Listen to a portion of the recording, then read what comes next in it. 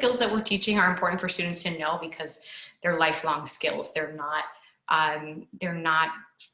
just applicable to one particular subject or one particular point in their lives, but really can be used anywhere from elementary school through adulthood. I've worked with brilliant students over the years who struggle because they just lack the self-management skills, like how to manage time, how to inhibit certain impulsive responses they have, how to control emotions, whether that's frustration or disappointment or anxiety about learning overall or being in the social settings of a classroom. So, of course, understanding the content, building skills in specific subject matter, that's essential. But the effective habits of being a student are ultimately more important. And that's what we teach it as for. Well, right now, especially because everything's self-directed, they have to be able to manage their time and organize. But in general, these are skills you're going to need in more than just school, whether that's college or a job or your life. How to make a to-do list and actually make sure it all gets done, or organize your week.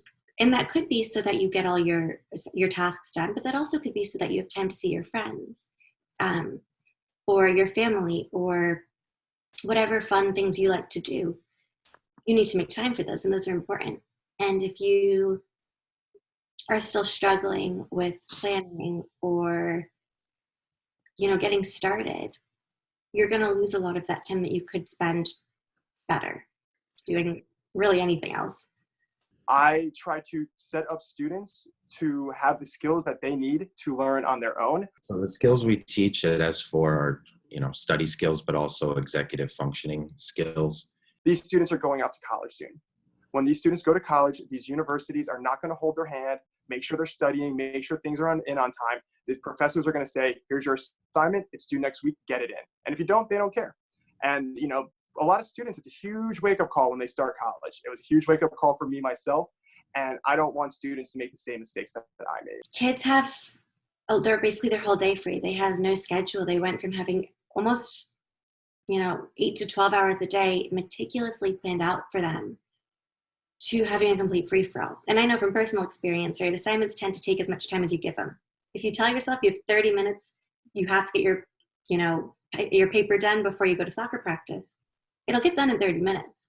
If you know you have all Saturday to do it and there's nothing else on your schedule, it could very well take all day. And all of a sudden, every single one of their days is an open Saturday. I mean, all of ours are.